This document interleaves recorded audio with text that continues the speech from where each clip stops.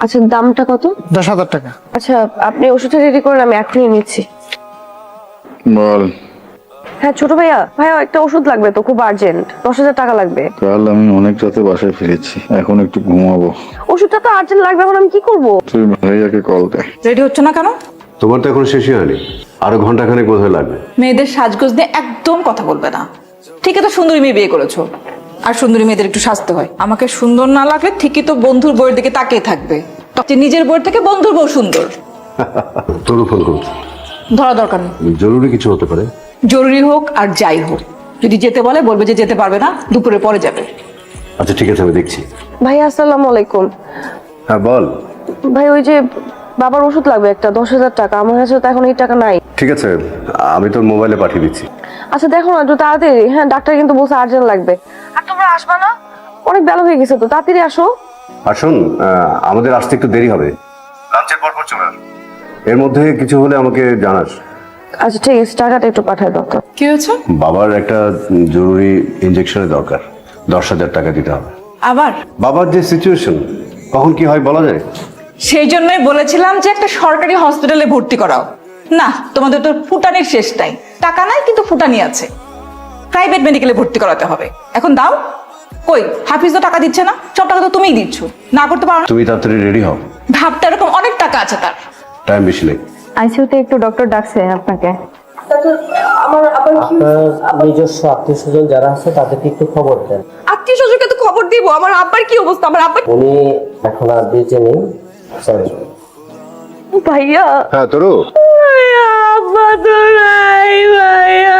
হ্যাঁ, তোর তো সমস্যাটা কি বলতো? বারবার ফোন করে যাচ্ছিস, সকালে একবার ফোন করে ঘুম ভাঙালি, এখন আবার ফোনের পরে ফোন করে যাচ্ছিস। বাবারে, আমি তো বললাম যে আমি রওনা হইছি, আমি রাস্তায়, শব্দ পাচ্ছিস না?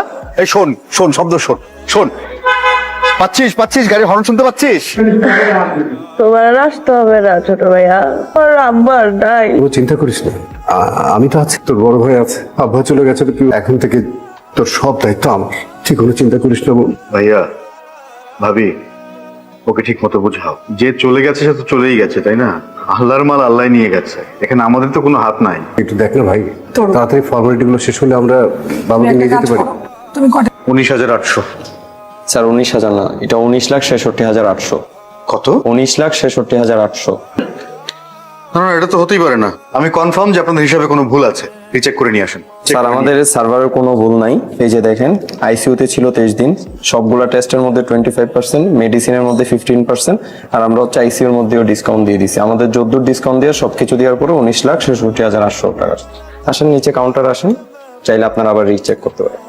আমরা তো গত মাসে আমরা ফ্ল্যাট বুকিং দিয়েছি, 30 লাখ টাকা ডাউন পেমেন্ট দিয়েছি, আর প্রত্যেক মাসে 5 লাখ টাকা করে আছে, ইনস্টলমেন্ট আছে। আমাদের হাতটা একদম খালি। ছোট তুমি দেখো কিছু করতে পারো কিনা। আমি কোথা থেকে দেখবো? বাইরে যাব না, সেখানে তো সব টাকা পয়সা জমা দেওয়া হয়ে গেছে ভাইয়া। কিন্তু আব্বা না তোকে অনেকগুলো টাকা দিয়েছিল, যে টিউশন ফি আর থাকা খাওয়ার খরচ। হ্যাঁ সেখান থেকে দাও। ভাবি, একটু বোঝার চেষ্টা করো, সেগুলো থাকে নাকি? ও আচ্ছা, তুমি এর মধ্যে পেনশনের টাকা উঠে জমাও দিয়ে দিয়েছো। হাফিজ, আমার কাছে লাখ তিনেক টাকা আছে, আর কিছু টাকা আমি দরকার হলে অফিস থেকে ম্যানেজ করছি, বাকিটা একটু তুই ম্যানেজ করো ভাই। বাকিটা মানেও তো আরো 16 লাখ টাকা, তাই না? 16 লাখ টাকা কোথায় পাবো? আমার কাছে 1,10,20,000 টাকার মতো হবে। আমি সেখান থেকে না হয় 30-40 বা 50। তোমার কাছে 3 লাখ টাকা আছে মানে? তুমি তো বললে যে তোমার কাছে কোনো টাকা নেই, এখন 3 লাখ টাকা কোথা থেকে আসছে? ভাইয়া এখন কি আমার আব্বা এই হসপিটাল পড়ে থাকবে?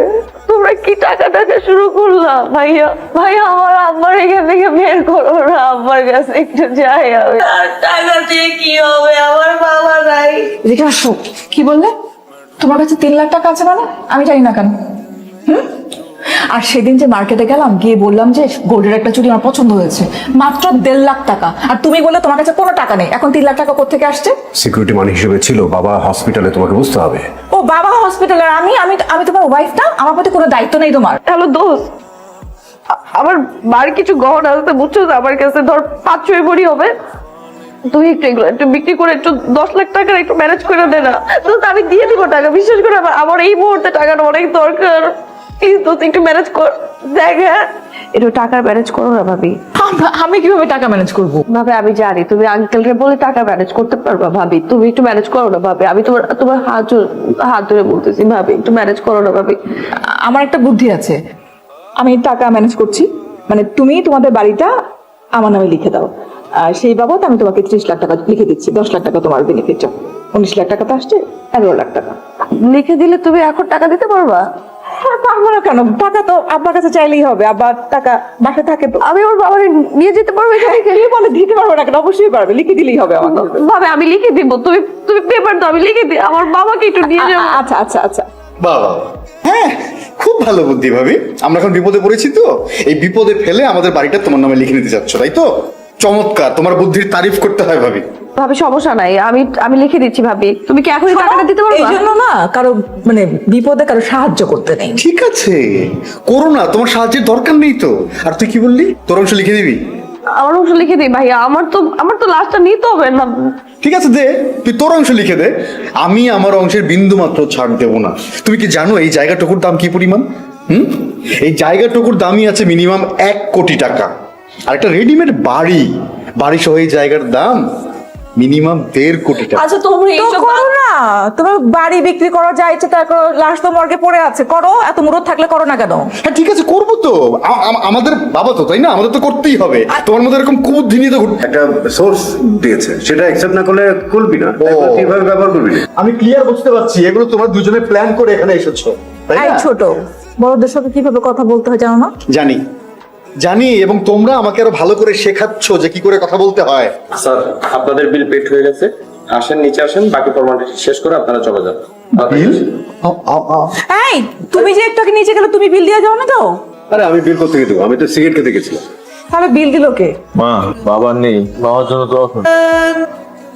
আপনি আমি ইফতি। আপনি কেন? Sir ambulance ready. স্যার, গাড়ি রেডি। আমি অ্যাম্বুলেন্সে যাব, আপনারা আমার গাড়িতে যান। মা, বাদ জোহর বাবা জানাজা দিব, দোয়া করো। ভাইয়া বৃষ্টি নামতেছে তো, ছাতা লাগবে না? আমার বাবা এখানে ভিজতেছে। তোর কি করতেছো তুমি এগুলো? আরে আমার বাবা তো এখানে ভিজতেছে। ভাবছো কিছু? অনেক চিন্তায় পড়ে গেছে যে সরকারি হাসপাতালে নিয়ে যাই। না, তোর জোর ধরলো, তুইও বললি যে ঠিক আছে চলো নিয়ে যাই। এখন কত টাকা বিল হলো হিসাব আছে? আর একবার ভেবে দেখেছিস টাকাটা যদি ওই ছেলেটা শোধ না করতো তাহলে কি অবস্থাটা হতো? কি আর হতো, প্রেস্টিজ যেত। আমি কি একটু কথা বলতে পারি? বলুন। আমি যতদূর জানতাম, বাবার শেষ ইচ্ছা ছিল, বাবা? আপনাদের বাবার শেষ ইচ্ছা ছিল যে বড় মায়ের কবরে তার কবরটা হবে। তুমি এত কিছু জানলে কি করে? আপনাদের বাবার সাথে আমার কথা হয়েছে, এবং আমি এটাও শুনেছিলাম যে প্রায় নাকি বড় মা তার স্বপ্নে আসতেন, এবং ঘুম ভাঙার পর সে নাকি বেলি ফুলের ঘ্রাণ পেতেন। আমি একটা বেলি ফুলের গাছ অ্যারেঞ্জ করেছি, ও আর আপনাদেরকে বলা হয়নি, আমি কবরটাও অ্যারেঞ্জ করেছি। আপনি আসলে কে? আমার বাবাকে আপনি বাবা বাবা করছেন, আমার মাকে বড় মা বলে ডাকছেন, এক্সাক্ট উদ্দেশ্যটা কি আপনার? আমার উদ্দেশ্য, ভাই বৃষ্টি বাদলের দিন তো, পানি টানি উঠে যেতে পারে, চলেন যাই। ভাবি ওটা কি তোর জামাই? আর কয়জনের মুখ বন্ধ করবা? হ্যাঁ, চোখ গরম করে আর কয়জনের মুখ বন্ধ করবা? এলাকার সবাই তো বলতেছে। কি বলতেছেন ভাবি? কি বলবো, আমি তো সত্যই বলতেছি, আর আমি তো ভালো করে বলতেছি। লোকজন তো বলতেছে যারার সন্তান, অবৈধ সন্তান। তোমার আব্বা একটা বিয়ে করছিল, কি সম্পর্ক ছেলের সাথে তোমার? হঠাৎ করে তোমার জন্য এত কিছু করতেছে। কি ভাবি? সত্য কথা বললেই তো। ভাবি ওই লোকটার সাথে আমার কোনো সম্পর্ক নাই, এই ব্যাপারে তুমি আর কোনো কথা বলবা না। ও, কোনো সম্পর্ক নাই, এমনি এমনি সব করতেছে, এত কিছু সবকিছু করতেছে এমনি এমনি। এটা তো আমি কিভাবে বলবো? আমি তো ওনাকে আজকে দেখলাম। আমি তার বড় ছেলে, আমার ভাই এবং আমার পরিবারের পক্ষ থেকে আমার বাবার হয়ে আপনাদের কাছ থেকে ক্ষমা প্রার্থনা করছি। আমি জানি ওনার অর্থনৈতিক লেনদেন সবসময় ক্লিয়ার ছিল, তারপরও আপনারা কেউ যদি ওনার কাছে টাকা পেয়ে থাকেন তাহলে সেটা আমাকে বলবেন, সেই টাকাটা আমি দেব। আর সে যদি কোনোভাবে কারো কাছ থেকে টাকা পেয়ে থাকে তাহলে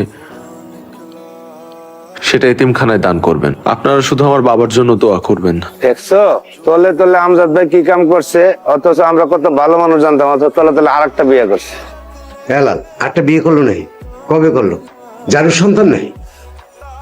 দোয়া করেন আমার আব্বার জন্য। দেখা রেখেন। কে আপনি? কেন আসছেন এখানে? কাকে বলতে হবে চলেন বলি। কেউ বলছে ওর সঙ্গে হয়তো প্রেম ছিল, গোপনে বিয়ে করেছে, এখন বাড়িতে উঠে এসেছে। আবার কেউ বলছে আমার পাপের হয়তো কোনো অবৈধ সম্পর্ক ছিল তার। আচ্ছা তুমি সত্যি করে বলো তো, তুমি কি সত্যি সত্যি আমার বাপের কোনো জারদ? প্লিজ, যথেষ্ট বলেছেন। এরকম একটা ফেরেস্তার মতো মানুষকে নিয়ে আর কোন উল্টাপাল্টা কথা বলবেন না, অনুরোধ করছি প্লিজ। উনি আমার বাবা। বলেছিলাম না, পিতা পুত্রের সম্পর্ক, আর একদম রাইট টাইম এসে হাজির হয়েছে যাতে করে সম্পত্তির ভাগটা একদম 100% পায়। উনি আমার বাবা, কিন্তু আমার জন্মদাতা না। আমার আসল বাবার নাম ছিল আমজাদ হোসেন। সে আপনাদের বাবার অফিসে একটা ছোট্ট চাকরি করতেন, ইলেকট্রিশিয়ান ছিলেন। হঠাৎ এক অ্যাক্সিডেন্টে আমার বাবা মারা যায়। তখন জাস্ট ইন্টার পাস করে ইউনিভার্সিটিতে উঠেছি। ভাইয়া আপনারা একটাবার একটু আমার অবস্থানটা একটু চিন্তা করে দেখবেন। একটা ছেলের উপর দিয়ে কি যায় যখন তার বাবা হুট করে অ্যাক্সিডেন্টে মারা যায়। সংসার খরচ, বাজার খরচ, নিজের পড়াশোনা, মায়ের ওষুধ। আমি বুঝতে পারছিলাম না কিভাবে চলবো, কিভাবে করবো। আমার মা আর আমার জীবনে একটা নতুন যুদ্ধ শুরু হলো। সবকিছু অন্ধকার হয়ে আসলো। আমরা বুঝতে পারছিলাম না আমরা কিভাবে সার্ভাইভ করব। এবং সেই মুহূর্তে আপনার বাবা আসে আমাদের জীবনে। আমার মা জানতো যে আমি ভার্সিটিতে যাচ্ছি পড়াশোনা করার জন্য, কিন্তু আমি ভার্সিটিতে যেতাম না। লয়া যান 200, যেটা ধরবেন এটা 200। আপনার সাইজ কি ভাই? সাইজ তো এল। এই গেঞ্জিটা আপনার বানাইবো ভাই। হ্যাঁ ঠিক আছে, কত? এটা 200 ভাই, এখানে যত গেঞ্জি আছে সব 200। 40 টাকা। 40 টাকা এত বড় গেঞ্জি? কি কম, এগুলা গার্মেন্টসে কই ঝুট টুট লয়ে আইছেন এখানে? ভাই না নিলে না নেন, এর উল্টা পাল্টা কথা কইতেছেন। না নিলে না নেন মানে কি? আপনি আমার গায়ে হাত দিতেছেন কেন? গায়া দিব না, চিনস তুই বলে? চিনস না তুই? 40 টাকার মাল বেচতাছ 200 টাকায়? হ্যাঁ আপনি আমার গেঞ্জি হলাই দিচ্ছেন। তোমার কাছে আমি এরকম ব্যবহার আশা করিনি। তুমি রাস্তায় মারামারি করবে এটা আমি কোনোদিন কল্পনা করতে পারিনি। তোমার বাবা কত কষ্ট করেছেন শুধু তোমার জন্য। তুমি একটা ভালো ছাত্র, তুমি বড় হবে, স্কলারশিপ পাবে, এগুলো তার স্বপ্ন ছিল। সে যা কিছু করেছে জীবনে, যা কিছু করতেছিল জীবনে নিজের জন্য, সব তোমার জন্য। আমি তো গেছিলাম তোমার বাসায়, তোমার মাকে দেখলাম। তিনি তো জানেন তুমি ভার্সিটিতে গেছো, আর তুমি ভার্সিটি ফেলে রাস্তায় মারামারি করছো। আমি তো এইসব তোমার কাছে আশা করিনি। আমিও তো আমার জীবন থেকে এসব কিছু আশা করি না। আমার সাথে প্রতিদিন যা হইতেছে এগুলোর জন্য তো আমি প্রস্তুত ছিলাম। আপনি আমার মার সাথে দেখা করছেন না? আমার মাটা এরকম ছিল, দিন বে দিন তার শরীর আরো খারাপ হইতেছে। ডাক্তার এতগুলো টেস্ট দিছে, ওষুধ দিছে, ওষুধের টাকা কোত্থেকে জোগাড় করব, সংসার কিভাবে চালাবো, 2 বেলা খাবো কিভাবে, কিছুই তো জানি না, কিছুই তো বুঝতেছি না। আমি তো এই হকারি এইগুলা কি করি, এগুলা তো আমি বাইচা থাকার জন্য কত কি করতেছি। আমার বাবার কথা বলেন, আমার বাপটা তো হুট করে মরে গেছে। যাওয়ার আগে তো আমার একটাবার বলে গেল না যে আমি আর আমার মা কিভাবে বাঁচবো, তারে ছাড়া কিভাবে সার্ভাইভ করব। আমার মাথার উপর তো বট গাছটা সইরা গেছে, আমার মাথায় হাত রাখার তো কেউ নাই। সবাই শুধু বলে হয়ে যাবে, দেখতেছি, আশা দেয়, কিন্তু কেউ মাথায় হাত রাখে না। আমি এতিম হয়ে গেছি আমার বাপটারে ছাড়া। কে বলছে তোমার বটগাছ নাই? আজকে থেকে আমি তোমার বটগাছ। আমি তোমার মাথায় হাত রাখলাম। তোমার পড়াশোনার সমস্ত দায়িত্ব আমার, তোমার মায়ের চিকিৎসার সমস্ত দায়িত্ব আমার। তুমি পড়াশোনা করো, আজকে থেকে আমি তোমার বাবা। তারপর ভাগ্যের কি নির্মম পরিহার। আজ আমার জন্মদিন, বাবার সাথে কথা ছিল আমার আজকের জন্মদিনটা আমরা একসাথে পালন করবো। বাবাকে এসে সারপ্রাইজ দিব, বাবা কত খুশি হবে। কিন্তু বাবা ওটা নিচে আমাকে সারপ্রাইজ দিয়ে চলে গেলেন। আমার সাকসেস দেখতে পেলেন। বাবাকে গত 10 দিন যাবত কত ফোন দিলাম, বাবা ফোন ধরলো না। আজকে আমি জানতে পারলাম বাবার এই অবস্থা। আমি বাবাকে শেষবারের মতো একবার দেখতে পেলাম না, একটা বার দেখতে পেলো না। ফোনটা আগে যদি আসতাম তাহলে হয়তো বাবা আমাকে একটা বারের জন্য দেখতে পেত। আজকের যেই অবস্থান সেটা শুধুমাত্র এই মানুষটার জন্য। আমার নিজের শরীরের চামড়া কেটে যদি তার জন্য একটা জুতা বানিয়ে দিতে পারতাম, তাও আমি কখনো তার ঋণ শোধ করতে পারতাম। এইসব ইমোশনাল গল্প আমাদের এখানে বলে কোনো লাভ নেই ভাই। তুমি বাস্তবতায় বসে কথা বলছো। যত চমৎকার করে চিত্রনাট্য করো না কেন, আমাদের কাছে ক্লিয়ার যে তুমি কেন আমাদের বাড়িতে এসেছো। আমার বাপের সম্পত্তির ভাগ নিতে, তাই তো? তোমাকে একটা ছিটে ফোটাও ভাগ দিচ্ছি না আমরা। এই দাঁড়া দাঁড়া দাঁড়া দাঁড়া, আমি তো এখানে অন্য একটা টুইস্ট খুঁজে পেয়েছি গল্পে। তোরও যেহেতু বাবার খুব কাছাকাছি ছিল, তার মানে হচ্ছে গিয়ে তোর এটা জানতো বাবা এই ছেলের সঙ্গে তরুর একটা কিছু ফিক্সড করে গেছে। ভাবি বিশ্বাস করেন আমার কোনো স্বার্থ নেই ভাবি। আজকাল পৃথিবীতে স্বার্থ ছাড়া কেউ কারো জন্য কিছু করে? ভাবি সবাই তোমাদের মতো এরকম স্বার্থপর না। তোর মুখ সামনে কথা বল, বড়দের সাথে এইভাবে কথা বলতে হয় না। এখানে কে বড় ভাইয়া? তোমরা বড়? তোমরা বড়দের কোনো ভূমিকা এখানে পালন করছো? বাবা মনে হচ্ছে শুধুমাত্র আমার একার ছিল। একটা লাশ নিয়ে তোমরা কি করলা? ছি, তোমরা বাবার সন্তান।